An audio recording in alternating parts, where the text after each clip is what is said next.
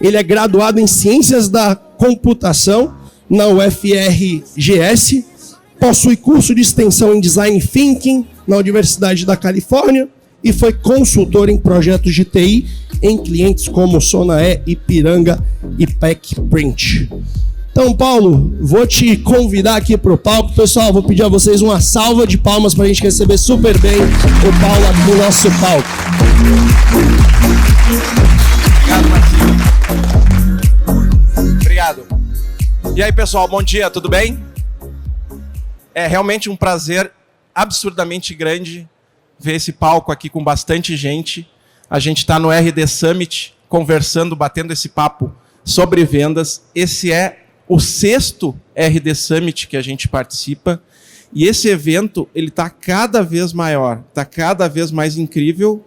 E quem faz esse evento incrível assim são vocês. É a participação de vocês. Eu pensei muito sobre qual assunto trabalhar na palestra para conseguir trazer para vocês e pensei em inteligência artificial em vendas B2B. Mas esse assunto está tão trazido, tem tanta palestra a respeito disso, tanta gente falando a respeito disso, que eu resolvi falar sobre inteligência humana mesmo, nas vendas. Então a gente vai falar de inteligência humana aqui. Mas antes da gente começar, eu quero ver aqui na nossa plateia, quem é vendedor? Levanta o braço, por favor. Ah, tem bastante gente aí, ó. E quem é vendedor B2B para empresas? Quase todos os vendedores. Na verdade, são vendedores não só os que levantaram o braço. São todos vocês são vendedores. Porque só existe uma profissão no mundo, vendedor. A gente está vendendo o tempo inteiro. Não adianta, faz parte do ser humano trabalhar com vendas. A gente tem, por exemplo, funcionário de qualquer empresa, ele está vendendo, ele está entregando o seu trabalho para a empresa. O programador, né, que às vezes né, não acaba não indo no perfil, na atividade de venda, fica mais no back-end da empresa. Ele está vendendo o seu software, ele está vendendo o seu código-fonte para a empresa também. O próprio médico, ele precisa ser conhecido no mercado de trabalho, ele precisa ser conhecido pelos pacientes para poderem consultar com ele. Então, no caso aqui, todo mundo é vendedor, né? E vocês veem que esse slide aqui está bem inclusivo, tem até o carequinha lá também, tá? Quem aqui não passou por isso aqui? Né? Quem que trabalha com vendas que não passou por isso aqui? Quem levantou a mão? Telefone na cara de novo. A maldita musiquinha da URA. Manda um e-mail da Bounce. Não recebe, o e-mail estava errado.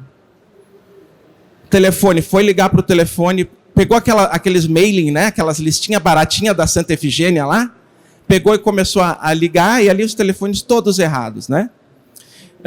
Ou ligou para o lead, conseguiu falar com o lead, e o lead não tinha nada a ver. Então, essas são questões muito comuns no universo das vendas, que acontecem com bastante frequência e que a gente vai trabalhar aqui para ver como resolvê-las. Na The Economist foi dito, há um bom tempo atrás, que dados são o novo petróleo. Se dados são o novo petróleo, o dado errado é o processo de oxidação que corrói o tanque de combustível. Então não basta ter dado, você tem que ter a informação correta, a informação certa, porque senão às vezes é melhor nem tê-la. De fato, se a gente for ver, tem uma pesquisa da Forbes aqui, que saiu na Forbes, que 30% dos vendedores, quando eles ligam, fazem uma ligação de vendas, né, de prospecção, e que o número está errado e falam com a pessoa errada, eles são maltratados. Quem gosta de ser maltratado? Ninguém, né? Então, isso desmotiva demais os vendedores. 2/3 do tempo, isso é outra pesquisa agora do Gartner, vocês veem que são tudo né, instituições famosas, 2/3 do tempo dos vendedores é dedicado a atividades não relacionadas à venda, como busca e coleta de dados. E o vendedor, ele tem que estar vendendo, ele não tem que estar buscando dado no Google, na internet, Ctrl+C, Ctrl+V, isso aí é muito chato, é muito moroso. Ele tem que estar vendendo e prospectando. Mais questões a respeito disso. Para 42% dos vendedores, dentro do processo de vendas, a prospecção é a tarefa mais difícil de fazer. Ninguém gosta de prospectar. É um horror. As pessoas fogem da prospecção. Pesquisa da HubSpot. E, ao longo do ano, os SDRs, ou seja, os pré-vendedores, que trabalham só na pré-venda, gastam 440 horas por ano só trabalhando em atividades de coleta de dados e buscando conteúdo sobre os prospects. É muito tempo, é quase um quarto do ano de trabalho. Por que isso acontece? Porque a gente precisa de informações que a gente não tem, né? Muitas informações que não estão disponíveis e que a gente precisa trabalhar com elas. E não adianta, gente, prospecção é um saco, mas a gente tem que fazer. É necessário ligar e prospectar. Todo vendedor tem que saber fazer isso, mesmo que não seja um pré-vendedor. O outbound é o canal dos campeões, já diz o Alex Hobbs. E, de fato, tem várias pesquisas que mostram que 80% dos negócios nos Estados Unidos são feitos via prospecção ativa, via outbound. Tá? E a Lúcia, da DNA de Vendas, que está com o stand aqui do lado do nosso, ela disse, num webinar que a gente fez juntos, ela disse que quem não fizer outbound está lascado. Não foi bem essa a expressão que ela usou, mas eu tentei amenizar aqui um pouquinho. Tá? Então, a gente tem que prospectar. E quem é o vilão dessa história toda aqui? Tá? Não é o chefe de vocês, tá? Eu não sei se isso acontece na casa de vocês, mas na minha casa, às vezes ficam umas meias espalhadas pelo chão, assim, às vezes acontece, né? E de vez em quando some um pé, um par, enfim, eles desaparecem. Como é que está acontecendo isso? E aí eu descobri que existe um monstrinho comedor de meias, que é o Mr. Rumby. E que ele, quando a gente for ver, ele pegou as meias e ele se esconde debaixo da cama. E esse monstrinho, ele tem um primo distante que se chama desatualizador de informações. E esse monstro aqui, quando a gente for ver, ele desatualizou a nossa base de dados, o nosso CRM, a nossa base de contatos, e a gente não consegue mais utilizar essas informações. E vocês veem que, de fato, 70% da base de dados de vocês fica desatualizada em um ano. Isso não sou eu que estou dizendo, é Salesforce. 70% em um ano. Por que acontece isso? Pessoas mudam de emprego, são promovidas, mudam de departamento, mudam de número de telefone e as bases não são atualizadas porque é muito difícil atualizar uma base. E isso me fez lembrar uma história agora. A gente... já faz um tempo eu escutei uma história de uma pessoa que estava prospectando há muito tempo um cliente grande, queria entrar naquele cliente e não conseguia falar. E aí conseguiu falar, né? Tinha um nome do decisor lá, conseguiu e caiu na área de TI, que era a área que ela queria prospectar, e um analista atendeu e ele pôde falar com esse analista. E aí ele perguntou, olha, o fulano está por aí, eu sou da empresa tal, gostaria de falar com ele. E aí o analista disse, não, o fulano já morreu faz 3 anos. Complicado, né? Então, aqui já jaz mais um lead morto contatado. O vendedor ficou bastante constrangido com essa situação, imaginem, né? Desatualização de dados. Então, tudo isso acontece porque a gente tem falta de informações de qualidade. A gente precisa de informações consistentes de e-mails corretos para não estourar o bounce. Se estourar o bounce, estoura o nosso domínio da empresa toda e a gente não consegue mais disparar e-mail. A gente precisa de telefones atualizados para não ligar para os mortos, né? A gente precisa de decisores, ter o nome e o cargo dos decisores de antemão, para quando eu for falar com a empresa, eu já sei com quem que eu vou falar. E isso facilita muito passar pelos gatekeepers, pelas secretárias e ir direto em quem que eu quero conversar. E a gente precisa de informação de qualidade, informação precisa, para conseguir fazer uma boa segmentação da base e uma boa qualificação.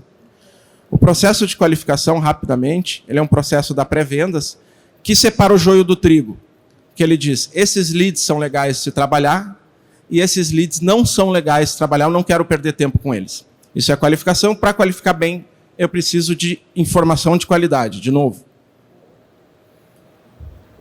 Então vamos à pergunta principal aqui, que vocês estão loucos para ouvir a resposta. Eu lamento dizer, não existe uma resposta rápida e fácil, né? É um trabalho duradouro, persistente ao longo do tempo, mas se vocês começarem a trabalhar com isso que a gente está conversando aqui, aos poucos vocês começam a coletar os resultados. Esse aqui é o Dara Khosrowshahi. Ufa, saiu. Eu até botei uma colinha aqui para conseguir lembrar o nome dele, que é difícil. Esse cara aqui é o CEO atual do Uber, tá? Ele substituiu o CEO antigo, que era um cara, o fundador, que era um cara bem maluco. Fazendo parênteses, tem uma série no Netflix chamada Pumped, se eu não me engano, e Super Pumped, e que mostra a história da fundação do Uber, e é maravilhosa. Eu recomendo fortemente. E conta a história desse fundador maluco. Esse cara que veio para substituir o antigo CEO. E o que ele fez? O Dara foi fazer Uber. Ele sentou no carro e foi dirigir. Por que ele fez isso? Para entender as dores dos motoristas e dos passageiros, para conseguir resolver os problemas do Uber. Ele foi para a linha de frente. E aí eu vi essa história e pensei assim, se o CEO do Uber foi para a linha de frente, por que eu não posso ir? Por que eu não posso pegar o telefone e prospectar e sentir o que os nossos prospectadores sentem quando estão prospectando? Os telefones na cara, enfim. Por que eu não posso fazer isso? Então eu peguei e fiz. Eu devia ter trocado essa foto aqui, mas agora foi. Eu comecei a prospectar. Eu fiquei 3 meses... 2 horas todos os dias, time box, fechei minha agenda, disse, ninguém me incomoda esse horário aqui, que eu estou prospectando. Que agora, hoje, para mim, no dia, essa coisa mais importante. Para eu conseguir fazer. Né? E comecei a prospectar. E aí começou, né? Comecei a ligar, fulano tem reunião, fulano tem reunião. O cara fazia 50 reuniões na semana, era só reunião, nunca me atendia. Eu sei que você viu o meu e-mail, eu enviava e-mail, marcava ali que ele tinha recebido, tinha visto, tem ferramenta para isso, e não me respondia. Ou então, conseguia falar com a pessoa, com o decisor, e ele começava a falar, falar da vida dele, da infância, os traumas de infância, enfim, falava demais. E tinha casos que falava de menos, que era monossilábico, sim, sim, e difícil desenvolver uma conversa. Então, tudo isso eu passei nesse processo de prospecção e eu entendia as dores que vocês enfrentam nesse processo. Aí eu pedia retorno de proposta no WhatsApp, daí também visualizava, não respondia, né? Aí eu dava uma insistidinha aqui. Não, isso aqui é brincadeira, tá, pessoal? Não mandava grilo, não é brincadeira. Onde é possível chegar com esse trabalho? Tá? E isso ao longo de todo o processo de 7 anos na Econodata aí que a gente tem de mercado com esse modelo, tá?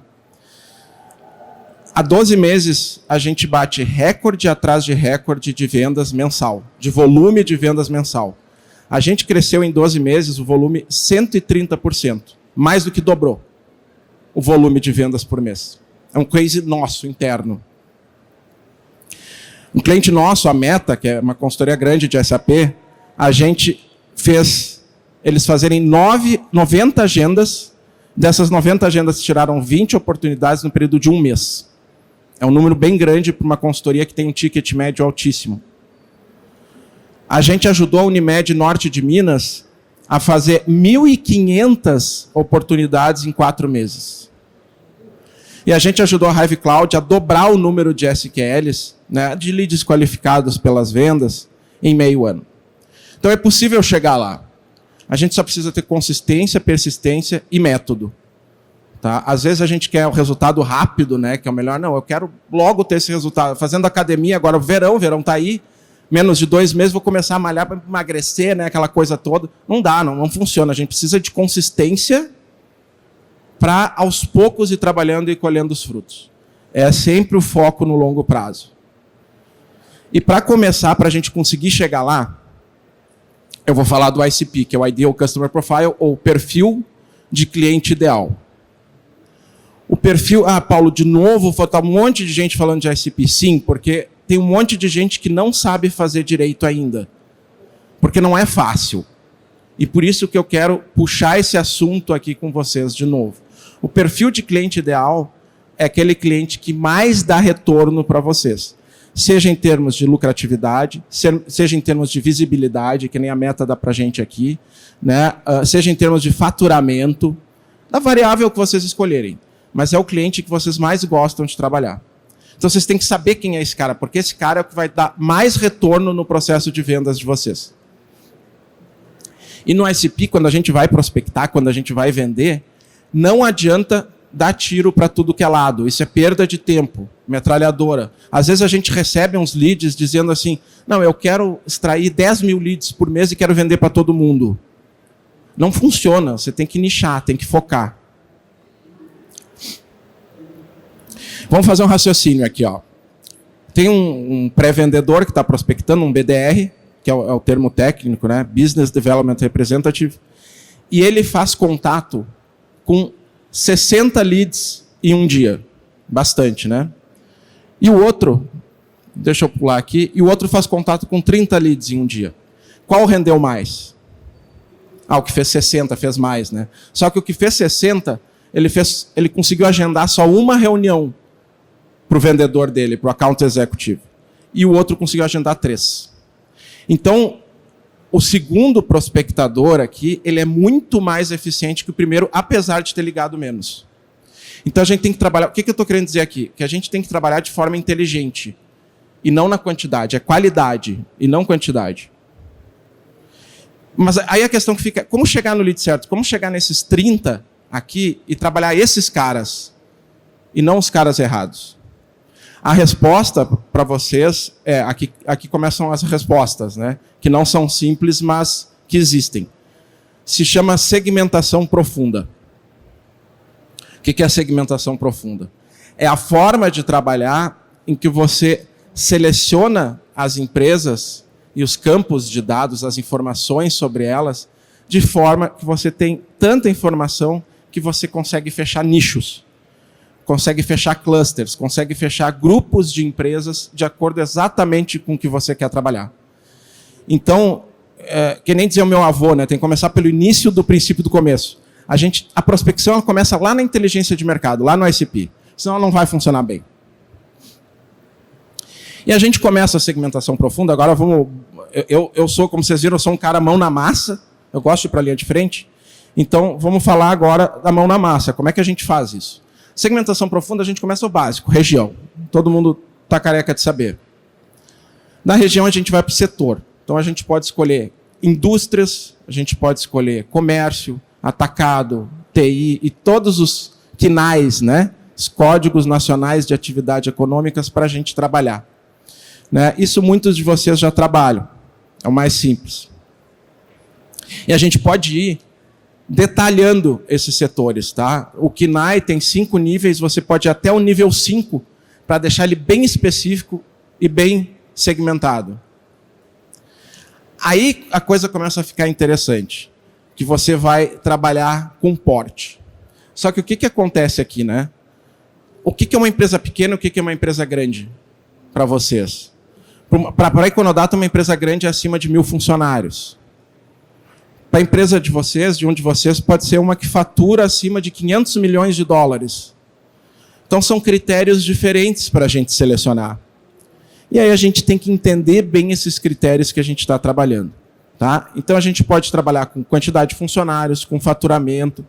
E aí, o faturamento, a gente entra numa questão bem crucial aqui, que é todo mundo quer saber faturamento de empresa. Só que faturamento de empresa é um dado confidencial. As empresas não liberam essa informação.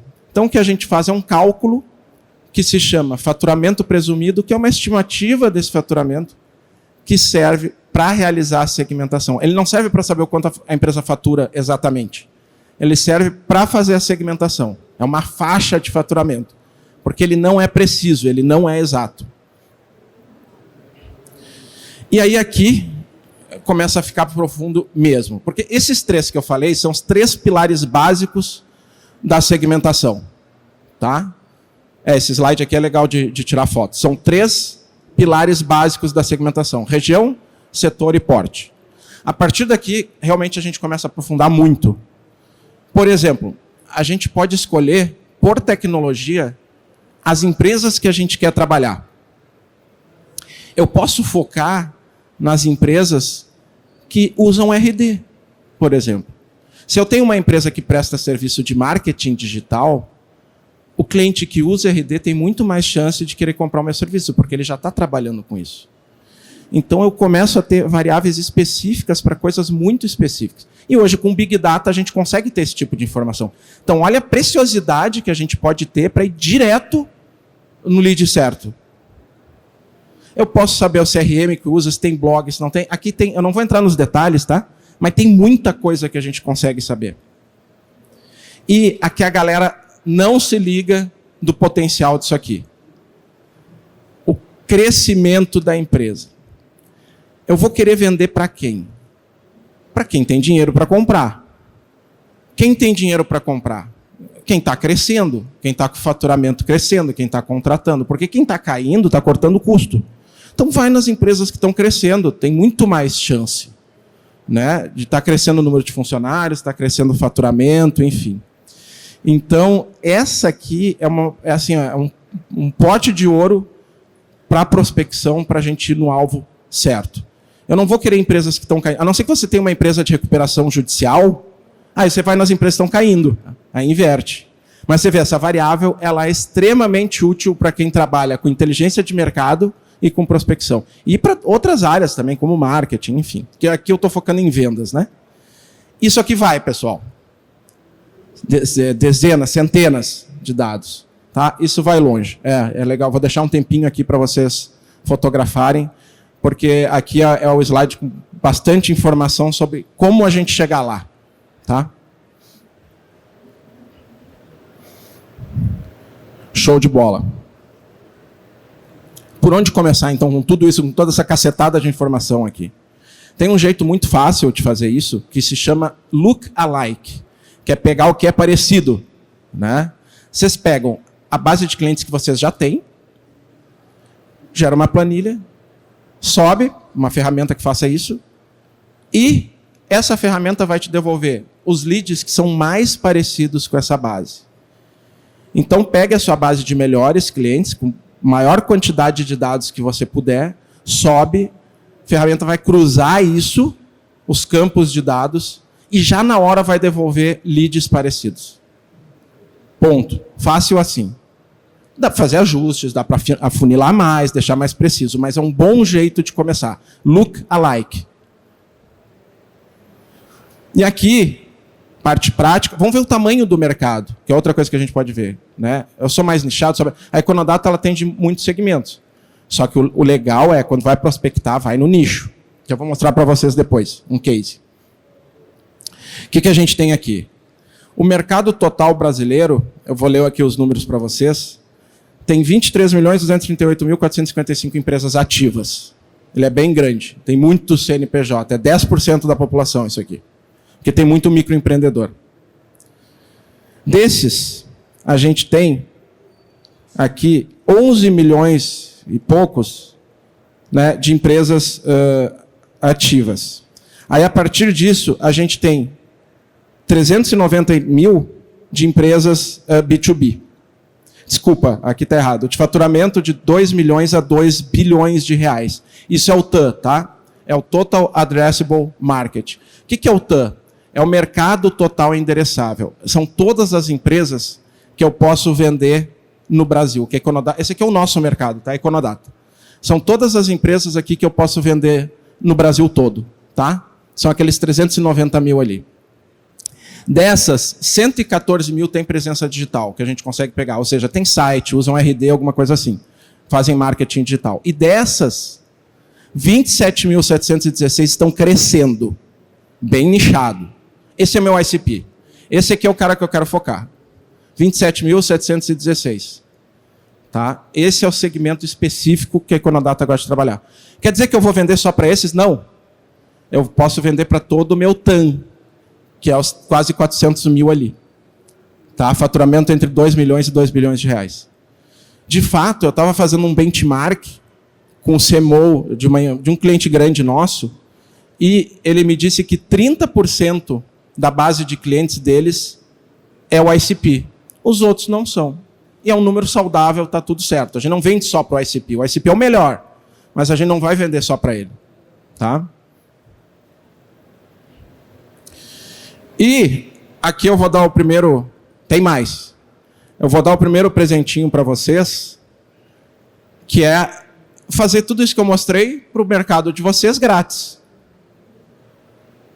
Então vocês podem trabalhar com a nossa calculadora de mercado de forma totalmente grátis. Levantar esses números, o mercado entra a segmentação e vai devolver isso. Vocês têm uma ideia de quantos leads vocês podem gerar no Brasil todo.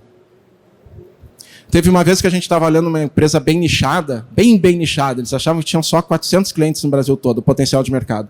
A gente mostrou que tinha 1.200, era o triplo do tamanho, né? Porque ele não tinha acesso a todas as empresas do Brasil. Não confundam ICP com persona. A ICP é empresa, é cliente. A persona é a pessoa, é o decisor. Tá? Isso é importante. Não confundam.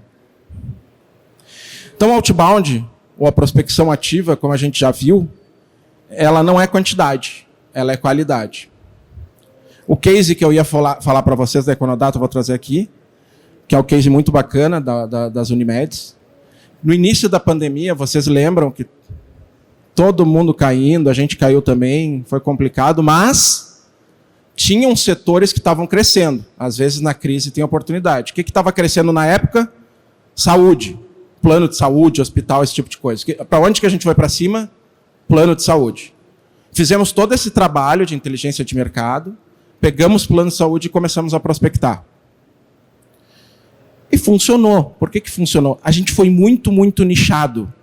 A gente escolheu planos de saúde específicos, porte tal, Unimedes, tem mais de 300 Unimedes no Brasil, e conforme a gente ia prospectando só plano de saúde, a gente ia ficando expert nisso, porque a gente entendia a dor do lead, a gente entendia o problema, entendia os jargões do mercado de saúde, por exemplo, eles não falam quantos funcionários tem tua empresa, eles falam quantas vidas tem tua empresa, né? Então, tu ia pegando esse jargão, tu ia criando familiaridade com o teu ambiente e com teus interlocutores, ficou muito mais fácil vender. E ali, confesso, a gente vendeu pra caramba plano de saúde na pandemia. Na pandemia, a gente, mesmo em 2020, o primeiro ano, a gente cresceu, teve um crescimento bem interessante.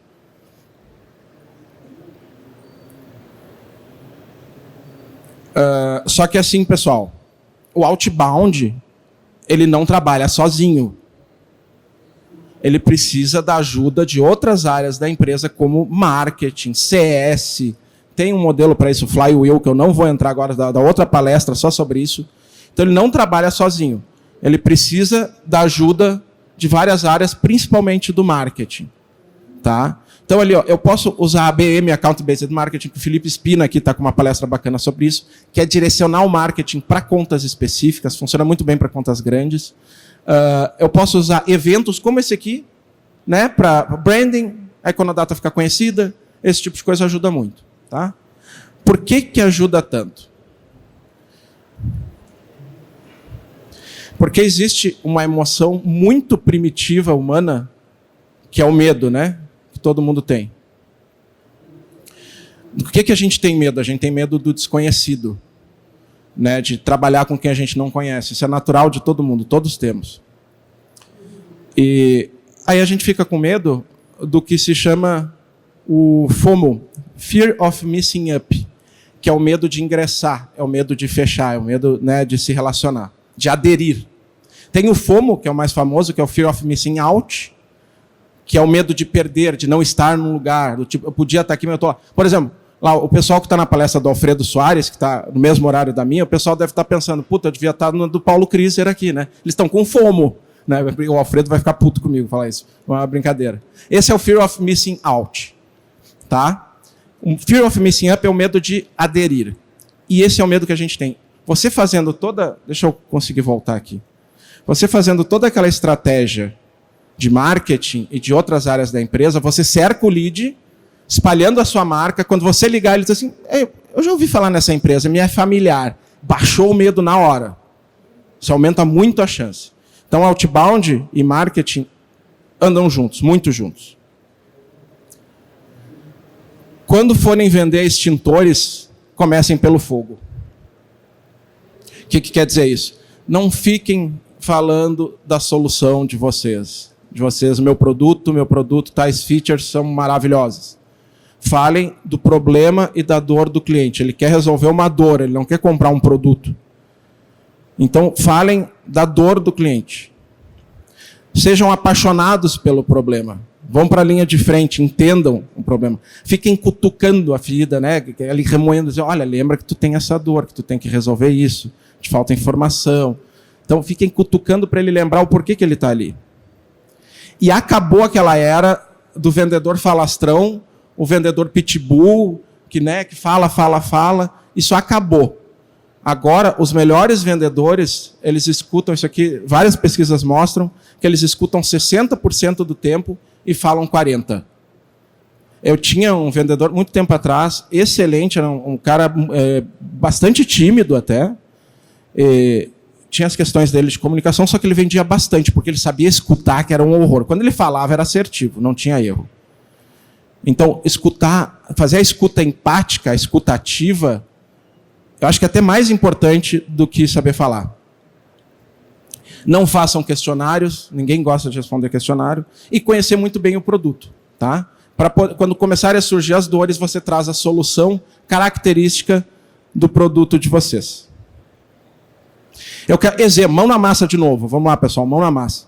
Eu sou muito prospectado por e-mail, né? Por telefone até não tanto, mas por e-mail. Todos os dias. E alguns eu leio, alguns não. Funciona, tá? Funciona. Então, e às vezes eu pego exemplos para trazer para vocês. Então, um exemplo do que não funciona. Oi, Paulo, estamos tentando entrar em contato com você para apresentarmos a empresa e os nossos produtos. Podemos falar rapidamente? Não. Não quero conhecer a tua empresa, eu tenho meus problemas para resolver. Funcionou. Funcionou, tá? Faço parte da área comercial do grupo e solucionamos o problema de equipamentos eletrônicos que não são mais passíveis de utilização como notebooks e monitores. Pô, eu tenho um parque tecnológico, eu trabalho com TI, tem vários monitores, computadores, esses vão ficando obsoletos, vão ficando velhos. O que eu faço com isso? Dou, jogo fora, fico num depósito. Eles trazem essa solução, eles queriam comprar, queriam doar, enfim. Interessou, eu passei, gostei, passei para o administrativo, estamos tratando do assunto. E olha só que legal que ela botou. Caso você não seja a pessoa responsável por este assunto, poderia encaminhar o contato responsável. É clássico lá do Aaron Ross, do Receita Previsível, né? Da metodologia de prospecção do Receita Previsível. Pelo menos saia, sempre tenta conseguir alguma coisa, pelo menos saia com contato. E aqui é o ponto nevrálgico de toda a nossa conversa, que é o ponto-chave realmente que sintetiza tudo o que a gente está conversando aqui. Que são os aprendizados de tomar tapa na cara. Você precisa de dados assertivos. Vale a pena investir nisso, porque é muito caro ficar corrigindo dado na mão e ficar tomando o telefone na cara. Isso aqui, a Cold Call está morta. Aí tem ferramenta de disparo de e-mail que diz não funciona mais prospecção por telefone. Funciona. Funciona, tive que fazer, em muitos casos, não tinha alternativa, porque tem indústrias mais tradicionais que o que funciona é o telefone. Tem indústrias mais tradicionais que o que funciona é o porta a porta. O antigo porta a porta, o PAP, né? Que o pessoal ia de porta em porta para prospectar. O diretor lá da indústria tinha um dia na indústria para receber fornecedores. Isso é antigo e ainda tem. Então a Cold Call, então, nem se fala. E tem o outro lado, aí o pessoal do telefone diz o cold e-mail está morto. Não está. O pessoal responde e-mail, eu respondi. Então, funciona. O que eu mais gosto de fazer? Cadência mista, que é usar 2 e mais canais, que é aquele slide antes da guerra ali. Que aí você cerca o lead, você consegue atacar o lead por várias direções e ele percebe, porra, a Econodata está em vários lugares. Está no e-mail, está no telefone, está no ABM, está no anúncio do Google, está em evento. Isso traz uma sensação de familiaridade muito maior. Se consegue sim falar com o decisor. Ah, detalhe, tá, pessoal? Eu não falei que era CEO para não enviesar o processo. Senão ia ficar mais fácil. Então eu não falei. BDR comum, prospectador normal, você consegue sim falar com o decisor. Tá? Com as técnicas certas. Uma técnica legal, eu quero convidar o fulano decisor, a fulana decisora, para um evento. Tem um ingresso para o RD Summit, um one day pass para dar. Tem que ter mesmo, né? Funciona. E tem diversas outras. Dá uma outra palestra só sobre isso, tá? E vai até o sim ou até o não. Receba o sim, siga o follow-up desse trabalho com esse decisor. Ou já pergunta para ele, não tem interesse? Já vamos encerrar por aqui, faz o break-up. Já vamos encerrar por aqui para a gente não perder tempo. Eu já tiro esse lead do pipeline, tiro da minha cabeça e vou investir tempo em quem? Em quem tem mais chance de comprar. Para de gastar. Às vezes, não, tem que ser persistente, aquela coisa do ego do vendedor. Eu vou conseguir vender para esse cara. Não é assim. Vai vender para o outro que tem mais chance. Então vai até saber o sim ou não. Não fica em cima do muro. Aquele lead que fica no pipeline lá por meses, né? Anos. Corta ele. E gerou boas vendas grandes aí desse processo, tá? E o principal, se for para vocês gravarem uma coisa só dessa palestra, gravem isso, tá? Que aqui é o clímax. O quanto antes você conseguir as informações sobre o lead, mais rápido você vai conseguir vender. Tá? Eu vou falar de novo que é importante. O quanto antes você conseguir as informações sobre o lead, mais rápido você vai conseguir realizar a sua venda. Por que acontece isso? Porque você consegue qualificar o lead antes e quando você chegar nele, você já tem informações. Imagina o seguinte, tem o BANT, que é um método de qualificação, que é o Budget Authority Need and Time, que ele pega o perfil e a intenção do cliente. Não vou entrar no detalhe aqui, tá? Mas vale a pena se aprofundar nisso. Então, suponha que você tem uma base de dados com muita informação sobre o mercado, dados, cargo, decisores, faturamento, crescimento, tecnologias, o troço todo. Tá? E, com isso em mãos, você consegue realizar uma segmentação muito precisa. Você vai fazer o quê? Vai só nos leads certos. Você vai direto em quem tem mais potencial de compra. Não vai ficar gastando tempo perguntando. Isso consome muito tempo do prospectador e do lead. Prático, exemplo, vamos lá. Suponha que você é uma vendedora da V4 Company, que é nossa cliente, e você está prospectando um lead e vai qualificar ele. Você vai ter que fazer uma pancada de perguntas para qualificar esse cara. Por exemplo, se ele faz marketing digital, a V4 vende serviço de marketing digital, agência. Vocês trabalham com isso? Tem presença digital? Né? Qual é o faturamento da empresa? Né? Qual é o tamanho da empresa? Para ver se ela tem porte para trabalhar comigo. Quando vocês cresceram nos últimos 12 meses, ver se tem budget, pegar o budget do Bunch. E mais uma cacetada de informações. Agora imagina que você consegue ter todas essas informações de antemão. Você não precisa gastar cartucho fazendo uma cacetada de pergunta para o lead que não precisa ser feita. Perguntar estressa, né? Faz uma conversa fluida, mas quem é que gosta de ficar respondendo questionário? Informação ela tem valor. Você perguntou, ele respondeu, você está ganhando algo, tem que dar algo em troca. Gatilho da reciprocidade. Não torra esse cartucho fazendo pergunta. Pega as informações que são passíveis de se conseguir antes e usa o teu cartucho para perguntar coisas que você não consegue saber de outro jeito. Isso aqui é o crucial para vender. Por isso, conseguir as informações antes da venda, antes do contato. Fazer o tema de casa. E a cereja do bolo para vocês. Mais um presentinho. Vocês podem começar a fazer isso agora de graça. A gente tem o nosso gerador de leads gratuito. Tem alguém aqui que já usa? Boa. Legal. Esse aqui vocês já podem começar. Claro que tem limites, né? Mas assim, tem uma cacetada de informação, tem acesso a todas as empresas lá, acesso a muitas coisas, e vocês podem começar a fazer isso agora grátis. Né? A gente quer interagir com vocês. A gente quer ajudar os vendedores no Brasil a venderem mais. E assim, pessoal, a IA não vai tirar o emprego de vocês. Tem um monte de estudos que mostram que o processo de venda, quando realizado por um vendedor e não só a venda transacional, ele é muito mais persuasivo. Ele é um trabalho muito mais emocional, que converte muito mais. É claro que tem as vendas transacionais, as vendas por IA, que acabam fazendo coisas de forma automática. Né? E por isso o vendedor hoje é um vendedor consultor. Tá? Então, ele tem que gerar mais valor para o lead, e para isso ele precisa de informação. Tá? Uma máquina até pode ser capaz de persuadir, mas jamais ela será capaz de se relacionar. Isso apenas vocês, vendedores, conseguem fazer. Obrigado.